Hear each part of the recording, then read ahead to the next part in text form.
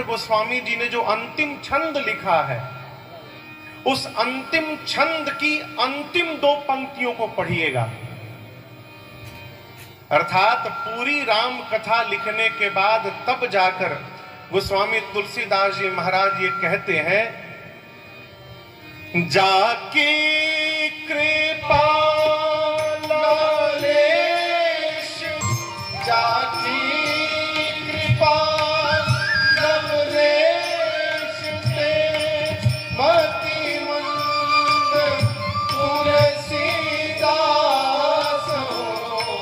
आयो परम विश्राम राम समान प्रभु नाही कहो आयो परम विश्राम राम समान प्रभु नाही कहो।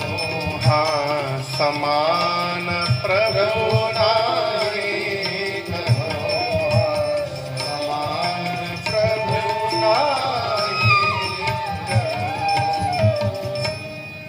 पूरी कथा लिखने के बाद, गाने के बाद गोस्वामी तुलसीदास जी कहते हैं, जिस भगवान श्री राम की लेश मात्र कृपा प्राप्त होने के बाद, यहां दर्शन करिए, पूरी कृपा नहीं प्राप्त हुई अभी, लेश मात्र, जाकी कृपा लवलेश थे मति मंद तुलसीदास। जिन भगवान की लेश मात्र कृपा प्राप्त हुई और ये मति मंद गंवार तुलसी, पायो परम विश्राम राम समान प्रभु नाही कहो। विश्राम का अर्थ है कि जीवन की अस्त व्यस्तता का प्रभाव हमारे मन के व्यवहार पर न पड़े, ये विश्राम है। बाबूजी, जीवन की स्थिति परिस्थिति यदि बदल रही है, और है कि जीवन की अस्त व्यस्तता का प्रभाव हमारे मन के व्यवहार पर न पड़े, ये विश्राम है।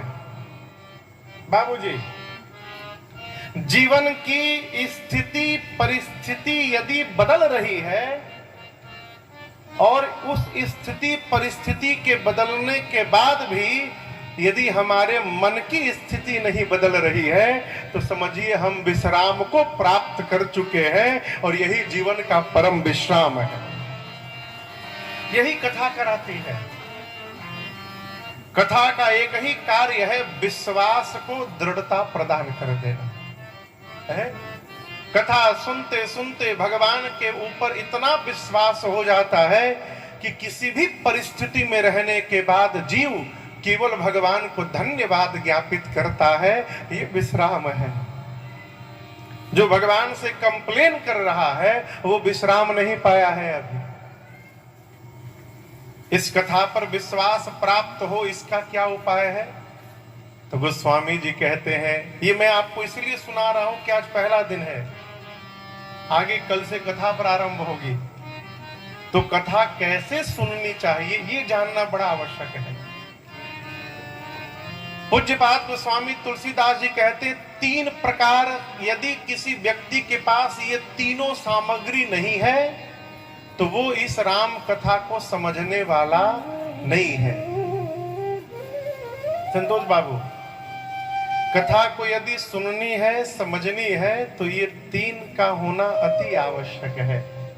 पहला, गोस्वामी जी कहते हैं, जे श्रद्धा संबल रहित। दूसरा, नहीं संतन कर साथ। तीन कहूँ मानस अगम अति। तीसरा, जिनहि ना प्रिय रघुनाथ। पूज्यपाद गोस्वामी तुलसीदास जी महाराज कहते हैं, श्री रामचरित मानस जी की कथा श्रवण करके समझनी हो, इनमें विश्वास जागृत कराना हो, तो 3 को अपने पास रखिए। पहला, श्रद्धा रूपी पूंजी हो। श्रद्धा संबल, संबल कहते हैं पूंजी को। आप लोग तो खैर यहां रहते हैं गोवा में। आपसे यदि प्रश्न करूं कि यदि कोई गोवा घूमने के लिए आए तो कब तक घूम सकता है? उत्तर दीजिए। हाँ, जब तक है टीटाराम है, जब तक। ये टीटाराम भी अद्भुत है साहब। होटल में जाइए, वेटर को एक कड़कड़िया निकाल कर दीजिए, सलाम साहब, तुरंत सलूट मारता है, सूटकेस ऊपर पहुंचाता है। और जिस दिन टीटाराम समाप्त हुआ, वही सलूट मारने वाला वेटर आपका सूटकेस लेके बाहर निकाल देता है।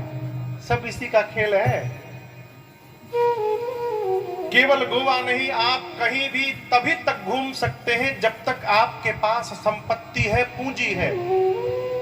और जहां जहां आप जाएंगे आपको वो निकालना पड़ेगा, खर्च करना पड़ेगा। इसको कहते हैं संबल।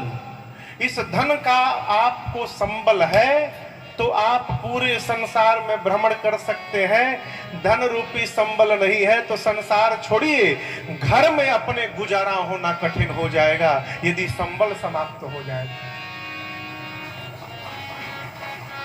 गोस्वामी जी कहते हैं, मानस जी को समझने के लिए श्रद्धा रूपी संबल की आवश्यकता है। जिस मनुष्य के पास श्रद्धा रूपी पूंजी है, अर्थात कहीं भी मानस की कथा हो तो वहां बुद्धि से जाकर न बैठे, वहां श्रद्धा से जाकर बैठे।